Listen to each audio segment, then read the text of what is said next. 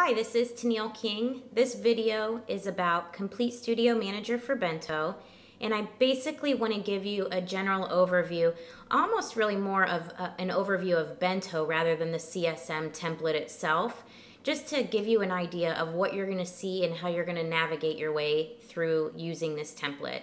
I do want to point out that Bento has great tutorial videos on their own website. I definitely recommend you check those out.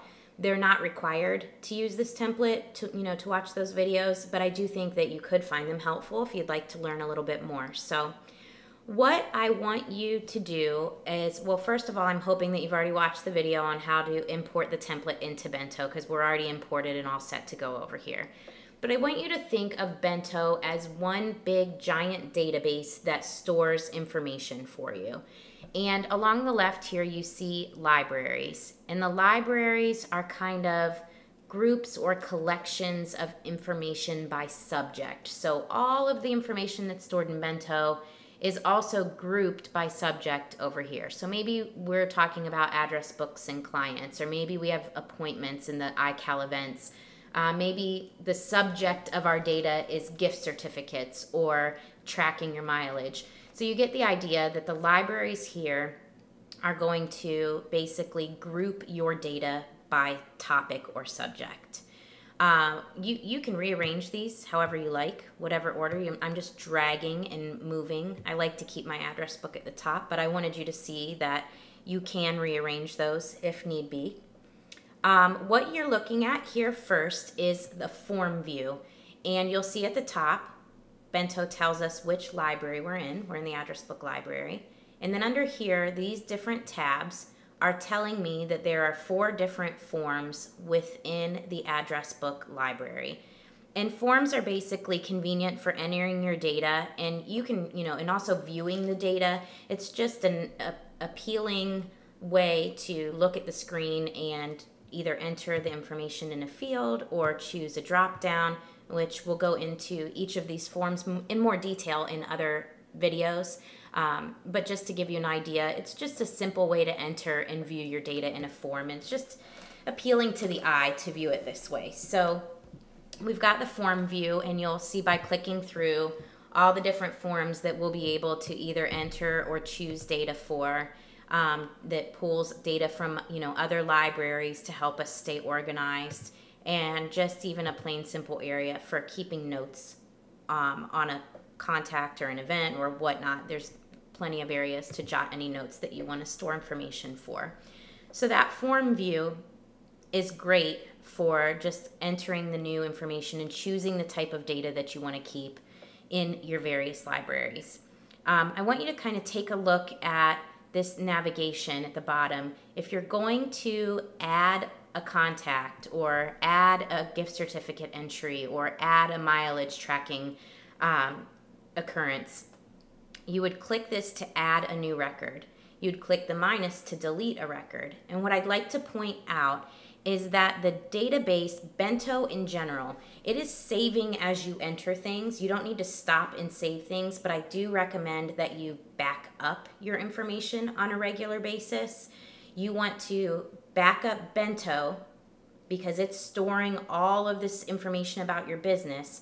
And if you've chosen to sync with address book, iCal, and tasks, events and tasks, you will also need to separately, this is very important, separately back up your address book and your iCal, because this information, if I were to enter information that address book tracks, such as addresses, phone numbers, email addresses that you find when you open the address book app, that information is not actually stored in Bento. It's being pulled from your address book. So in order to keep all of your data preserved, you want to back up Bento, your address book, and your iCal. And I say do that on a regular basis, whether you're adding in a bunch of new data at once and you're sitting down and doing a big input.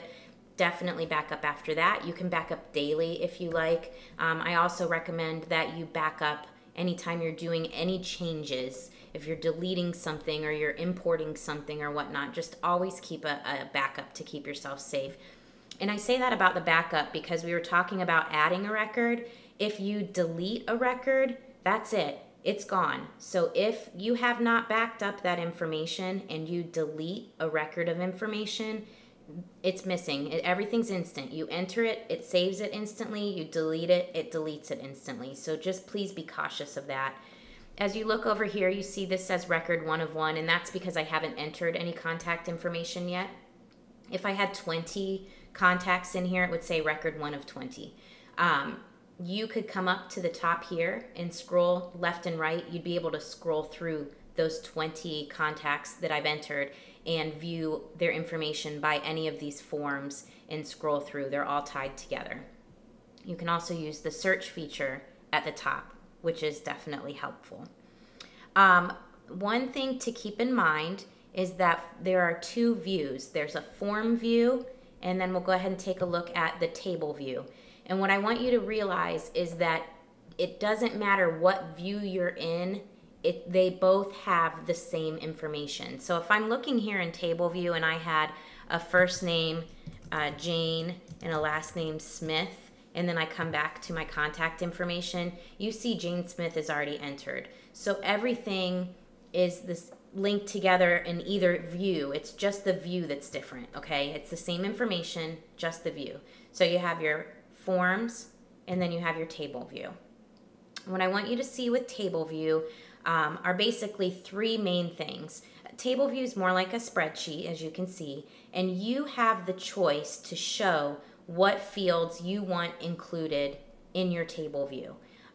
You look down here on the left-hand side, and there's a whole bunch of different options. You might decide you want to show the client status in this list. Well, here it entered client status.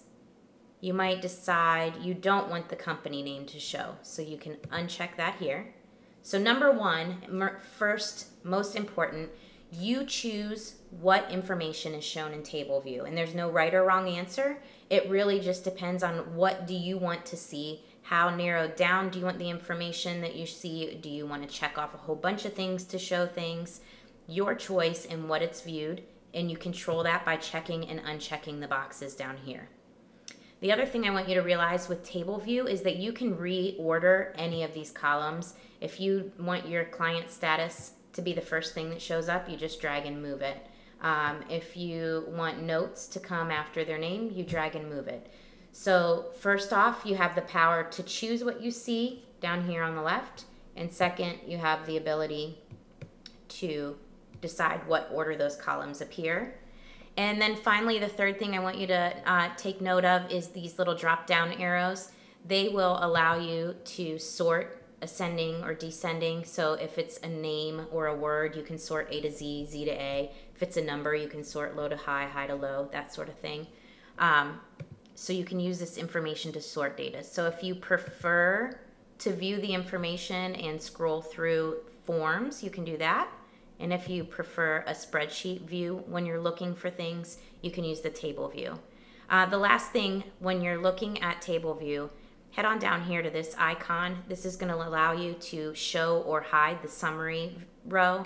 And I think by default, it's not showing. I think it's hidden. So when you go in, you'll want to show that. And what I want you to see are these little arrows. Right now, the information fields that I'm showing don't contain numbers. So by count, it's telling you this is how many, the number of entries that you have in that field.